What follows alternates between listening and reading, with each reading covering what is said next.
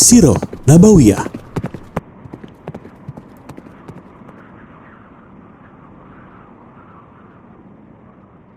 Assalamualaikum warahmatullahi wabarakatuh.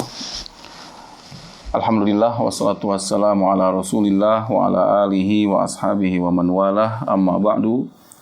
Para pemirsa yang dicintai oleh Allah Subhanahu wa taala, insyaallah pada kesempatan ini kita akan melanjutkan kembali pembahasan Sirah Nabawiyah. Pada pertemuan sebelumnya telah kita ulas tentang kelahiran Nabi sallallahu alaihi wasallam, lalu sejumlah hikmah bahwa beliau dilahirkan dalam keadaan yatim yang ternyata mengandung berbagai hikmah. Selanjutnya yang akan kita ulas pada pertemuan kali ini tentang masa menyusui Nabi Sallallahu Alaihi Wasallam. Kata Profesor Dr. Zaid bin Abdul Karim Al-Zaid, penyusun kitab, ba'da wiladatihi ardo'athu ummuhu Aminah salasata ayyam aw sab'ata ayyam. Setelah kelahiran beliau Sallallahu Alaihi Wasallam, beliau disusui oleh ibunya, yaitu Aminah. Tapi ini tidak lama, hanya 3 hari atau 7 hari. Ada dua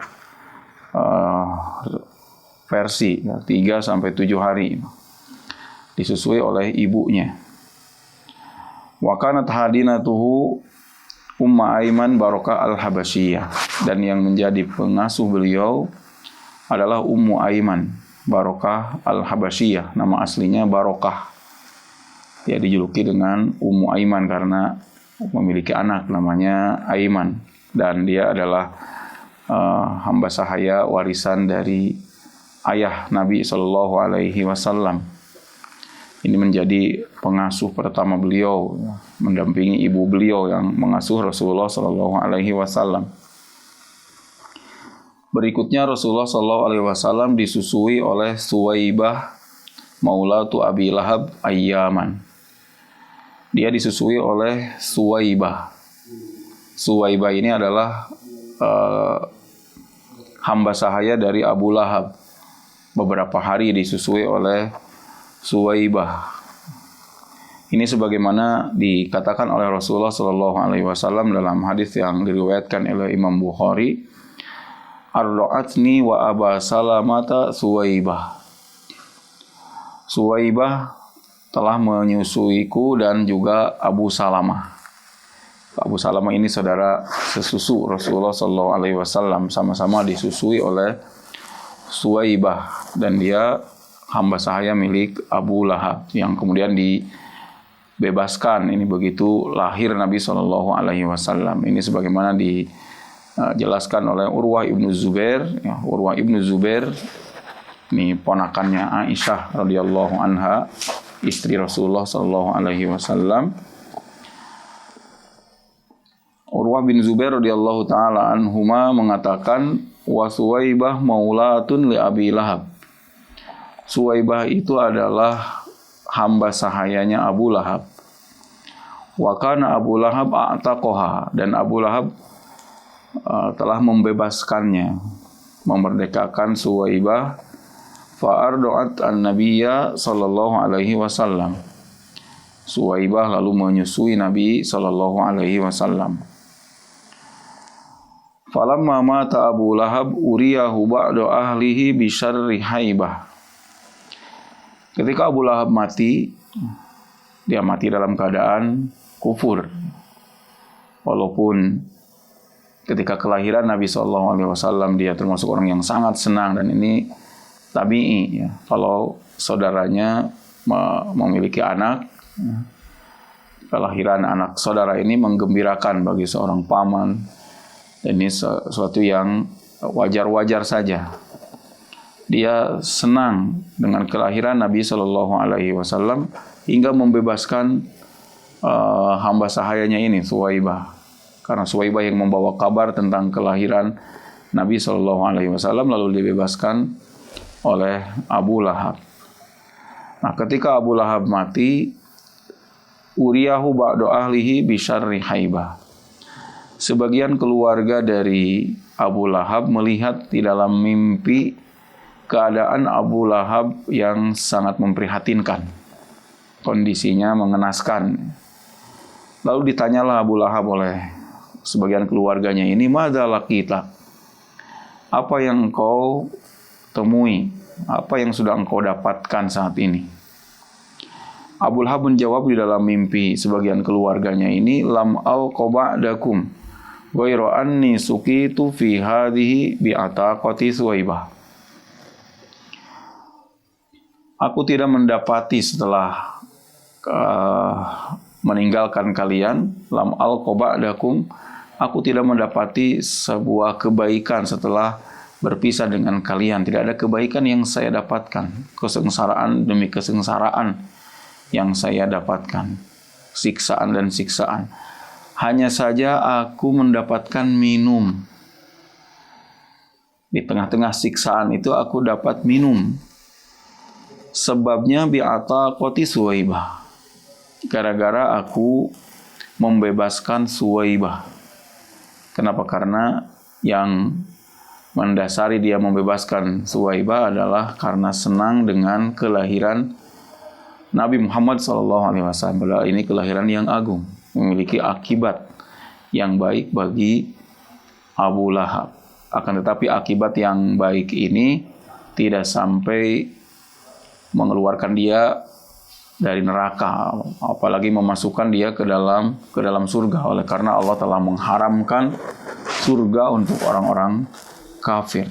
Kebaikan yang sedikit itu dihargai oleh Allah Subhanahu wa taala, tapi sebatas mendapatkan keringanan, sedikit keringanan disiksanya oleh Allah Subhanahu wa taala.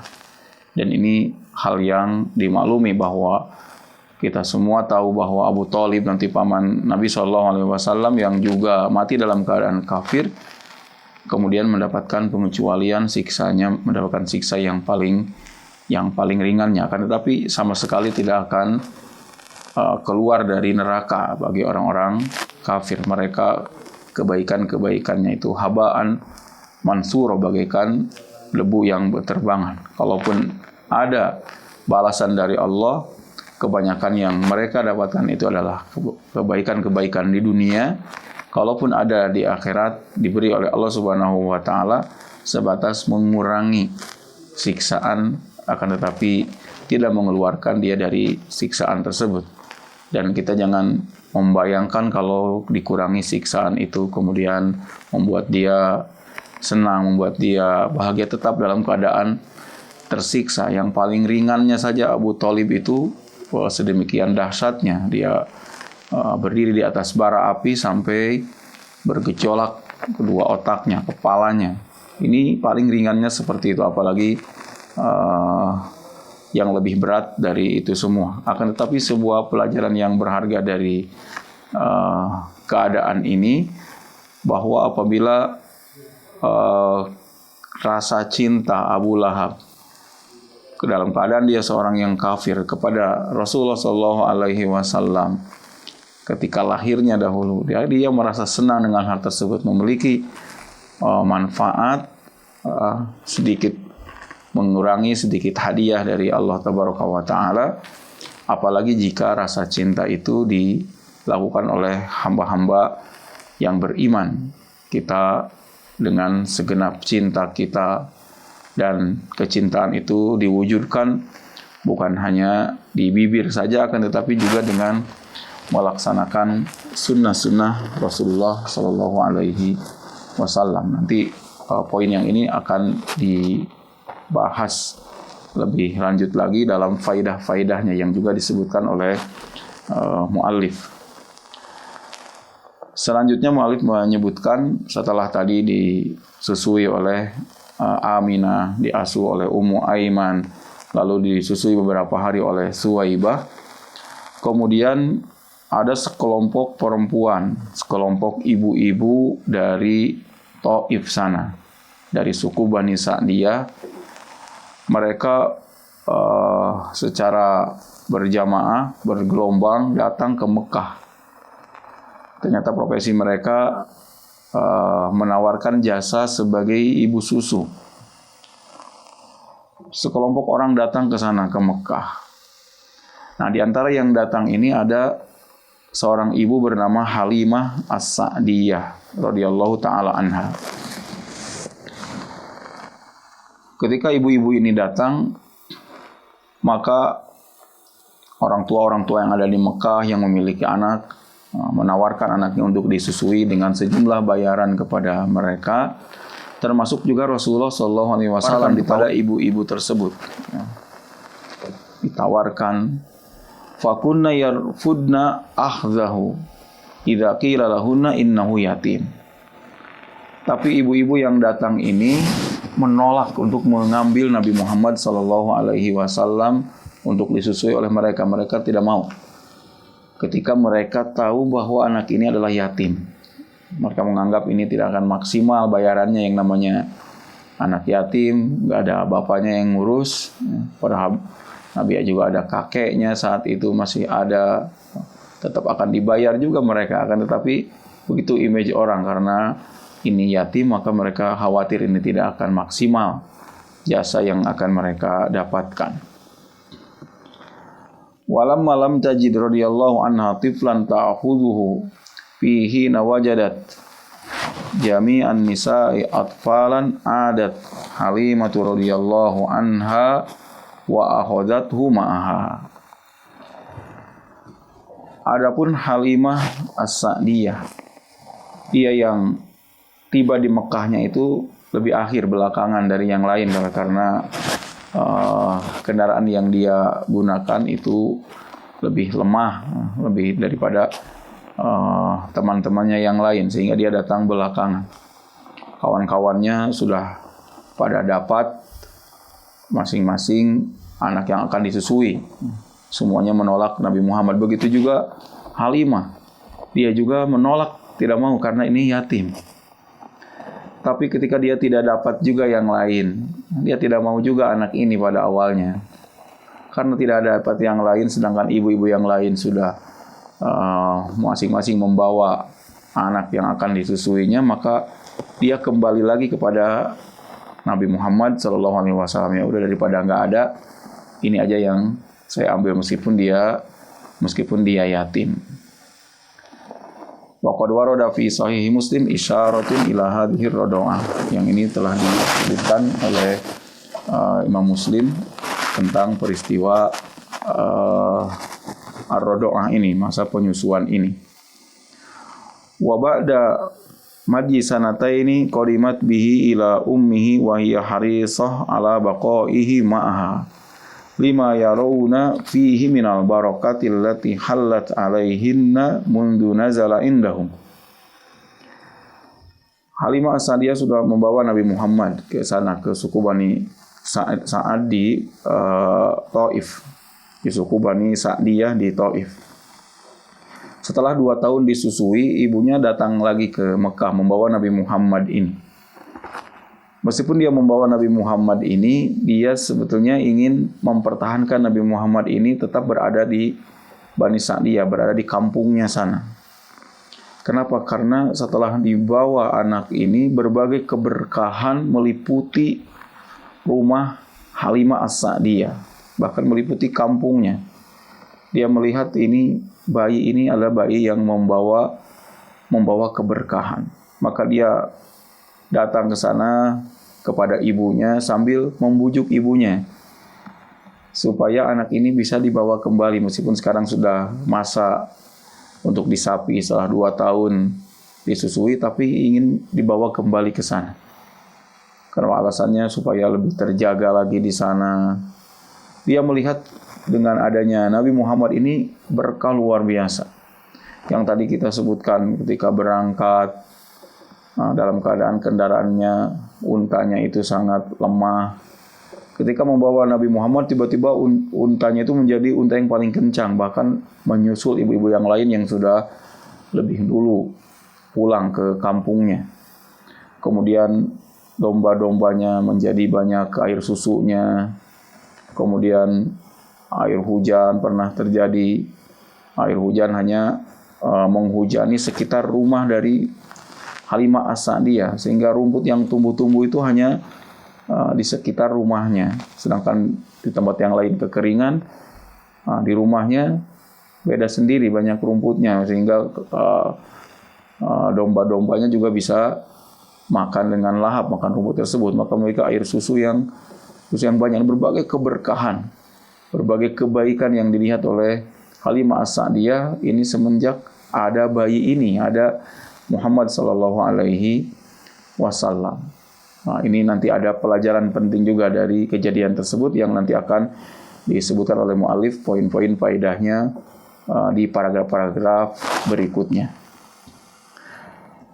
Wa qissatu radha'atihi masyhurah fi kutubis sirah. Hakatha Halimah As-Sa'diyah radhiyallahu anha tasifu fiha qudumaha ila Makkah. Tentang kisah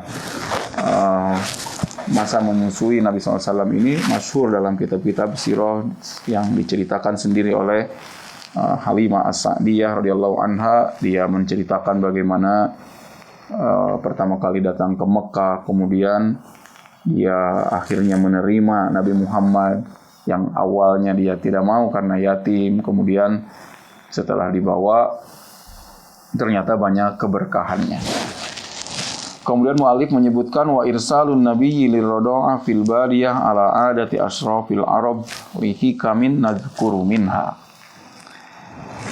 Tentang dikirimnya anak-anak ke pegunungan, ke pedesaan. Ini merupakan kebiasaan para pemuka bangsa Arab saat itu.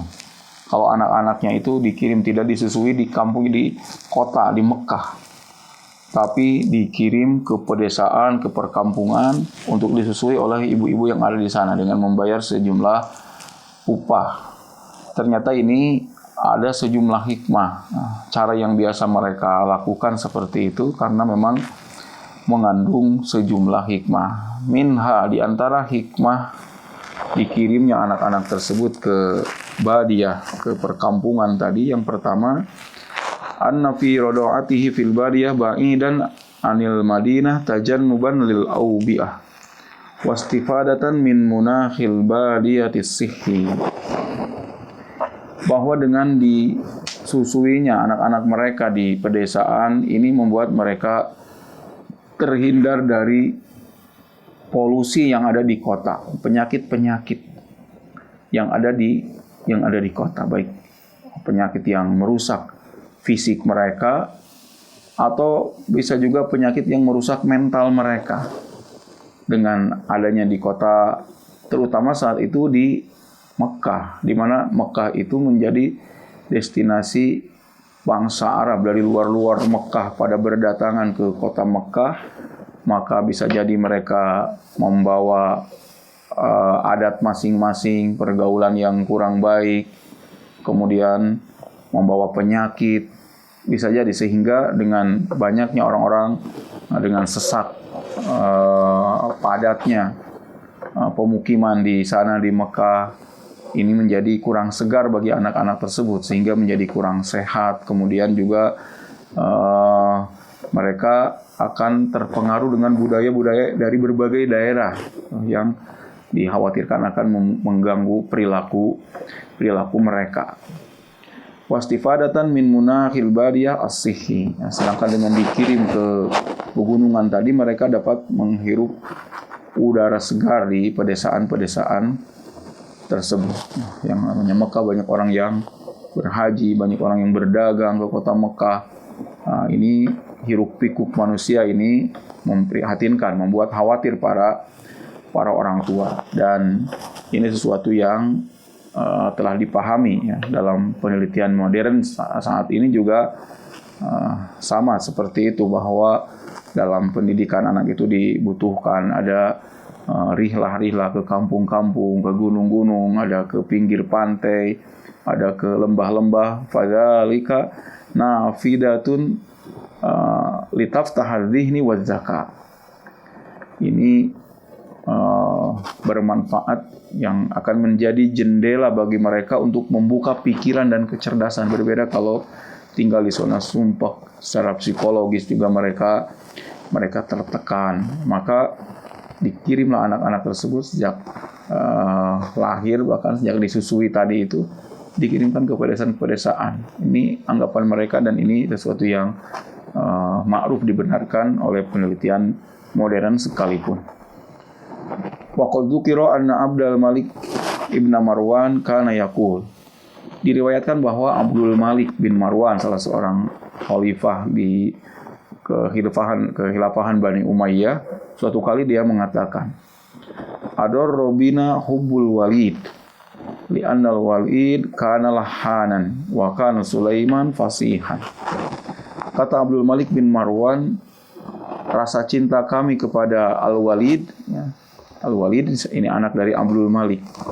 Rasa cinta kami kepada Al-Walid ini justru menimbulkan keburukan. Apa keburukannya? Walid ini lahan. Banyak kesalahan di dalam berbahasa Walid ini. Kenapa dikatakan rasa cinta kami membuat buruk? Karena menjadikan Walid ini lahan, banyak kesalahan dalam berbahasa. Karena Walid ini aqoma ma'ummihi, tinggal di kota bersama ibunya, tidak dikirim ke pedesaan. Sedangkan saudaranya Walid namanya Sulaiman.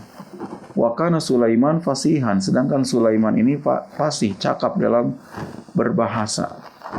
Karena dia Sulaiman dengan saudara-saudaranya yang lain sakanul badiyah fata'arrabu, dia tinggal di pedesaan, dikirim oleh bapaknya, oleh orang tuanya ke pedesaan, diasuh di sana, dan mereka jadi pandai dalam berbahasa. Summa uddibu fata'addabu, mereka juga diajarkan adab-adab dan mereka menjadi orang-orang yang lebih beradab, ya, belum terkontaminasi dengan budaya-budaya dari luar. Mereka masih memiliki adab-adab yang tinggi dan ini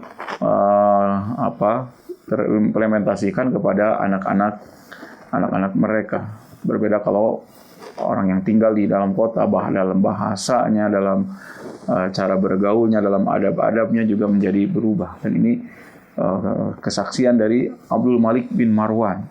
Ada dua anak, Walid dan Sulaiman, diberlakukan secara berbeda, ternyata adabnya juga berbeda. Walid tinggal di kota, sedangkan Sulaiman tinggal di pedesaan.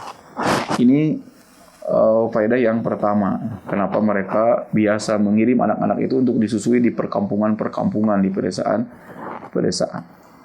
Faedah yang kedua yang disebutkan oleh mu'alif, ini sebenarnya sudah diisyaratkan juga di pembahasan tadi, yaitu ta'widan lahum 'alan nutqis salim lil lughah al-arabiyyah. Menjadi pembiasaan yang baik bagi mereka, bagi anak-anak itu dalam bercakap-cakap yang benar dalam bahasa Arab. Mereka menjadi utuh, benar-benar selamat dari kesalahan-kesalahan di dalam berbahasa. Wa himayatan lahum minal lahni fiha, untuk menjaga dari kesalahan-kesalahan berbahasa. Wa hadza yadulluna ala madahtimami haula'il qaumi bi lughatihim al-lughatil arabi. Ini memberi faedah bagi kita bagaimana perhatian mereka terhadap bahasa Arab. Mereka ingin menjaga anak-anak mereka agar berbahasa dengan baik. Dikirim, salah satu tujuannya dikirim ke pedesaan-pedesaan itu agar mereka terjaga bahasanya. Dan ini menjadi pelajaran penting bagi kita juga untuk senantiasa menjaga bahasa Arab, kita mempelajari bahasa Arab, karena bahasa Arab ini, apalagi bagi kita, bahasa Arab ini lughatil Quran. Kalau mereka yang menjaga bahasa Arab adalah mereka orang-orang jahiliyah, tentu tidak ada tujuan ini, tidak ada tujuan ubudiyah sebagaimana yang bisa kita lakukan saat ini. Kita belajari bahasa Arab karena bahasa Arab adalah bahasa Al-Quran, bahasa sunnah. Wa kana salaful ummah yahudduna ala ta'allumil arabiyyah. Dan pada faktanya salaful ummah, para pendahulu kita yang soleh, mereka senantiasa mendorong anak-anaknya untuk belajar bahasa Arab. Sama dengan dorongan mereka untuk mempelajari sunnah, untuk mempelajari faraid. Mereka mendorong anak-anaknya, mendorong kawan-kawannya untuk belajar bahasa Arab, sebagaimana juga mereka mendorong untuk belajar ilmu hadis, ilmu faraid. Di antara contohnya apa yang ditulis oleh Umar bin Khattab radhiyallahu anhu. Umar bin Khattab menulis surat kepada sahabat yang mulia Abu Musa al-Asy'ari.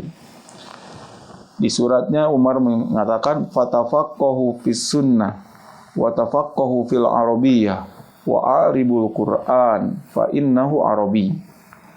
Kata Umar bin Khattab, amma ba'du, perdalamlah sunnah, perdalamlah bahasa Arab, wa aribul Qur'an, dan i'rabkanlah bahasa Arab Al-Qur'an, wa aribu Al-Qur'an, dan i'rabkanlah Al-Qur'an, kenali susunan-susunan kata di dalam Al-Qur'an itu yang memang terdiri dari bahasa Arab, fa innahu arabiyyun. Itu kata Umar bin Khattab radhiyallahu anhu. Umar juga mengatakan di kesempatan yang lain, ta'allamul lahna wal faraid fa innaha min dinikum. Pelajarilah oleh kalian kesalahan-kesalahan di dalam bahasa Arab. Pelajari kesalahan-kesalahan untuk dihindari kesalahan-kesalahan tersebut. Pelajari juga faraid fa innaha min dinikum, karena belajar kedua hal tersebut termasuk bagian dari agama kalian. Syekhul Islam Ibnu Taimiyah juga menyebutkan ini tentang keutamaan bahasa Arab. Fa inna nafsal lughatil arabiyyah minad din. Bahasa Arab itu sendiri adalah bagian dari agama. Mengenal bahasa Arab adalah sebuah kewajiban. Kenapa sebuah kewajiban? Fa inna fahmal kitabi was sunnah fardun wajibun. Oleh karena memahami Al-Qur'an dan As-Sunnah ini adalah sebuah kewajiban.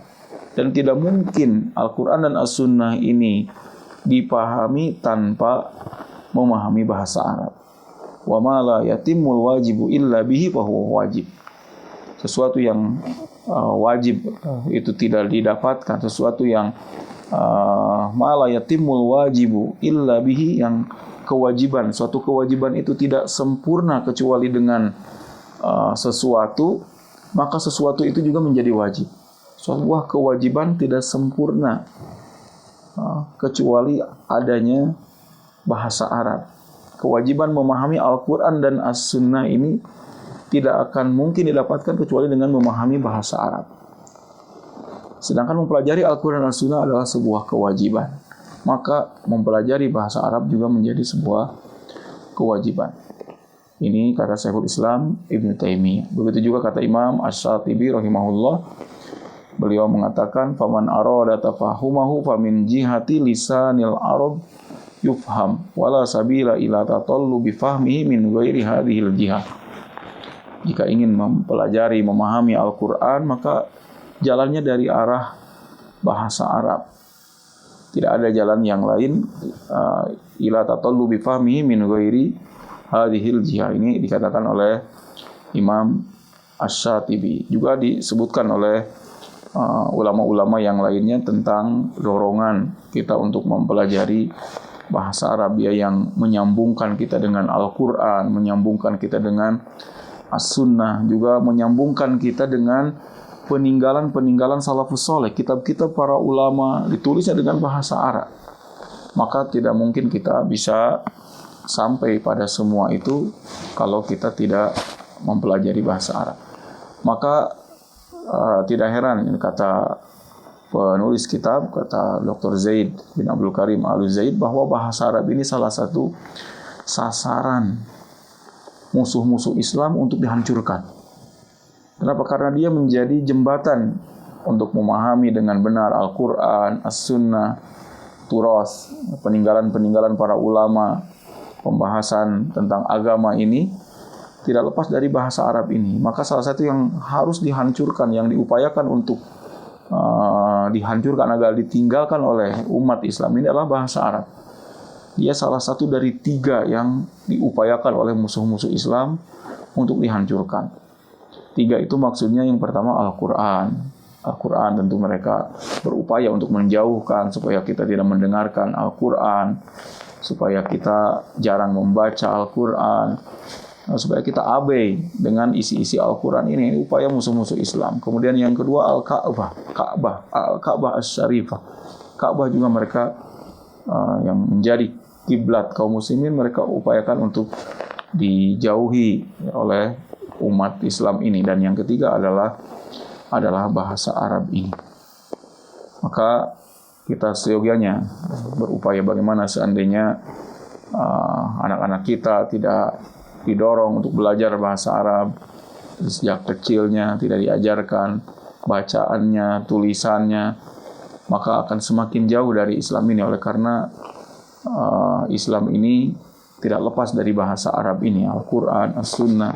Apa yang nanti akan dibaca oleh anak-anak kita kalau mereka tidak bisa bahasa Arab, mungkin dengan bahasa lokal yang dibacanya, sedangkan kita tidak tahu apakah yang lokal ini murni, apakah sudah mendapatkan campuran-campuran, ada kotoran-kotoran yang masuk dari pemikiran-pemikiran dari luar, apakah sudah banyak kebohongan, penafsiran-penafsiran dari Al-Quran, dari As-Sunnah, dari bahasa ini. Beda kalau kita bisa langsung membacanya dari turos, dari peninggalan-peninggalan para ulama tentang agama ini, tentang Al-Quran, tentang As-Sunnah. Kita juga bisa mengetahui pemahaman salafus soleh itu bagaimana apabila kita langsung merujuk ke kitab-kitab peninggalan mereka.